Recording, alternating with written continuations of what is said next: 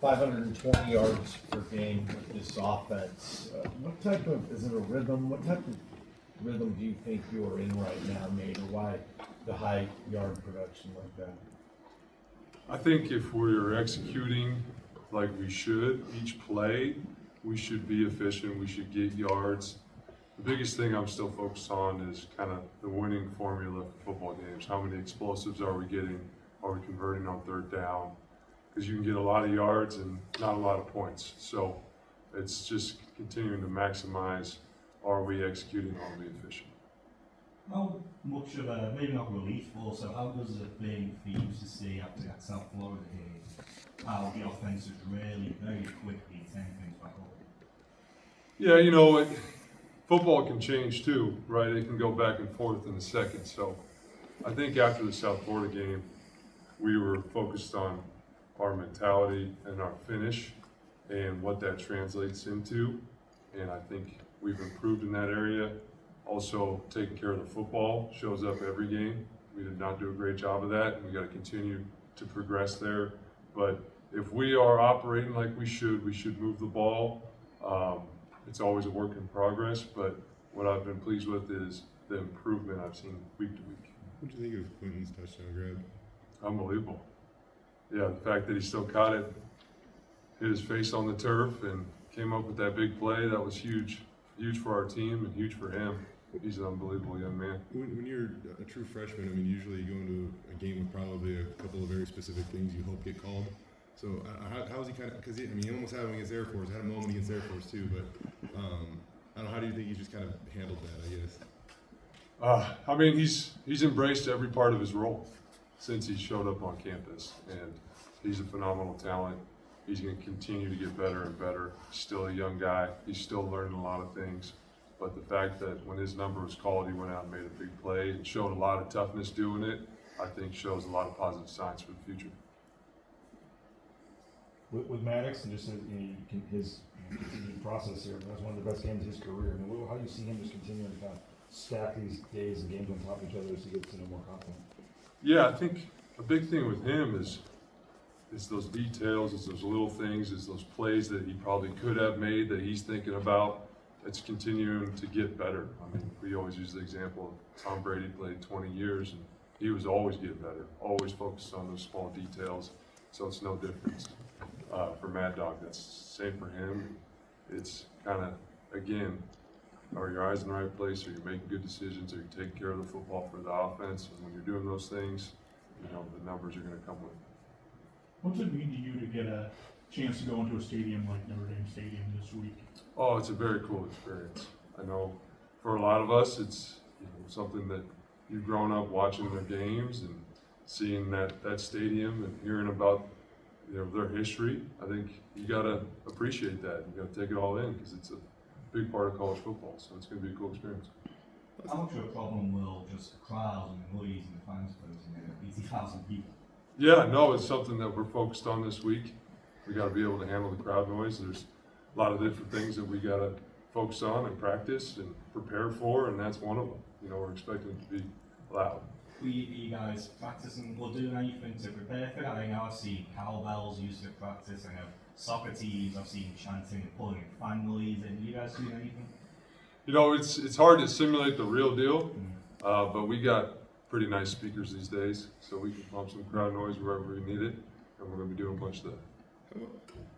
This year compared to years past, like how much time do you spend with Max, and what's maybe something that you know about him now, or that impresses you now that you didn't really know, maybe, even last year for that matter?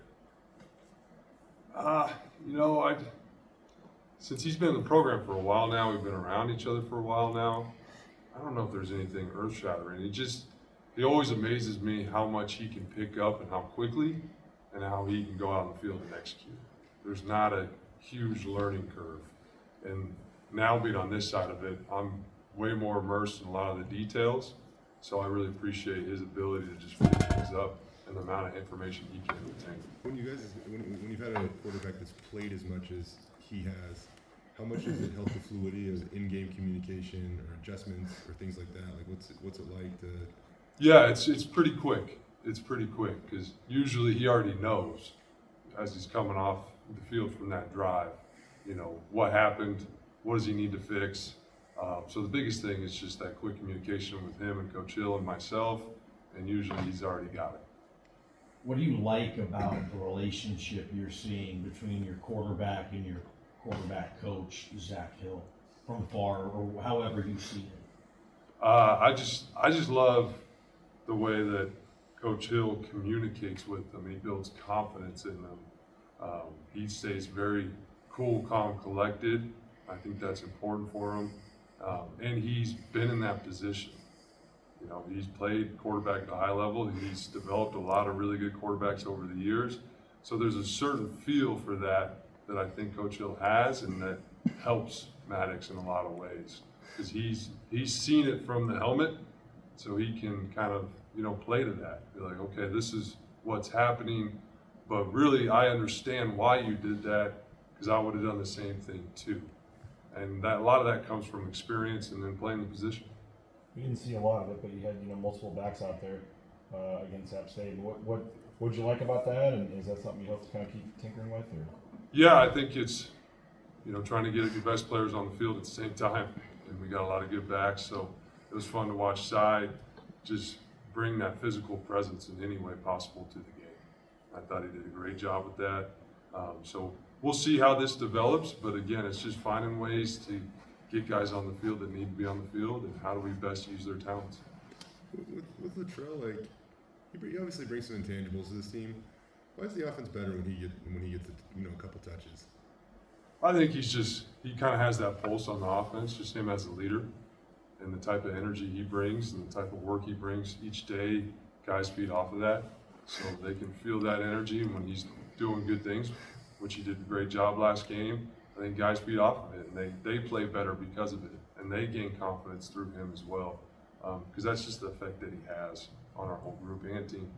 When it comes to your offensive line, like last year when you guys got dinged up a little bit, it almost felt like we had to, you know, grab the roster to see like who's the next man up, and that's not really the case this year. I mean, like obviously you've been rotating centers, and both are capable, and then Raj goes down, and Tyler Kines, who played at a high level last year, comes in, and I don't know, just how better equipped do you guys feel that you can handle that stuff on the fly a little bit better this year?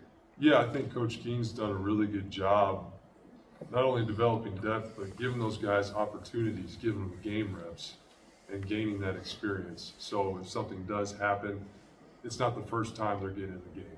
It's not the first time they're going to have to, you know, do their job for the entire team. So a lot of those guys got great experience last year dealing with the injury stuff, so it's carrying over. But again, a big part of that is Coach Keen and how he develops and how he gives those guys opportunities to get in the game, because there's nothing like real life game experience. The injury to Roger in the game looked pretty bad, but Spence just now said he's day to day. How tough is he? Yeah, I mean, it's hard to factor how tough he is. He's been through a lot, and he's overcome a lot, and he continues to do it, and that's what old linemen do.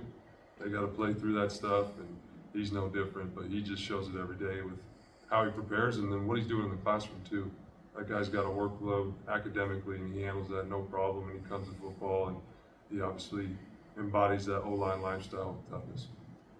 Looked like Jake Steele got a little bit of run at right tackle at the end of the game. Is that something you guys are working on with him, trying to get him to either move to right tackle or just have that ability to swing guard tackle? No, it's just flexibility. Yeah, he's played tackle for us off and on for a while now, and that's where he's got a lot of value, because he can do both. He can play inside and play tackle. So at that point in the game, it was good. Again, Coach King kind of looking far ahead there, giving those tackle reps, building that experience, because you need guys, especially at the offensive line, that can play multiple positions. Obviously, you were highly involved with what was going on offensively last year. What is it like, you know, now that we're almost a quarter of the season in your new role? Oh man, it's day to day, learning something new every day. It's always evolving, and there's a lot I wish I could have done better last game and the game before. And so I'm trying to, as I learn those lessons, apply it to the next game. But there's a lot to this role and this position, but I wouldn't have it any other way. What's it like to, you know, truly sit down behind the call sheet and be the guy that, you know, runs the show really? Yeah, it's a great feeling when things are going well. It's a terrible feeling when things are going bad. But that's the responsibility, and I've fully embraced that. But I tell you guys this every time I talk to you, I got such a great staff that I work with that are experts in a lot of different areas, and I lean heavily on those guys. And so a lot of the time, if I just do what they tell me to do, we're going to be all right. Did it feel empty up in the box without Eric? It did, yeah, it did for a little bit. That was an adjustment, but shoot, whatever we got to do to keep playing defense like that, that was an unbelievable effort by our defense. That was very, very cool. Very, very cool. What stands out more about Notre Dame's defense? I mean, you could spend 20 minutes saying great things about every guy on their defense. It's well coached, sound. There's a lot of different NFL talent all over the place. So it's exactly what you'd expect playing, playing the Notre Dame defense. Was it weird at all watching that tape and see Taylor Green out there for Arkansas? Not really. I'm a fan. I'm still a fan of TG, and I want him to have success. And I miss some of those 70-yard runs that he's putting out there. But I always wish the best for him. Love that guy, and so it's fun when I see him do good things. I cheer for him. Any more? Thanks, Coach. Yeah, appreciate it.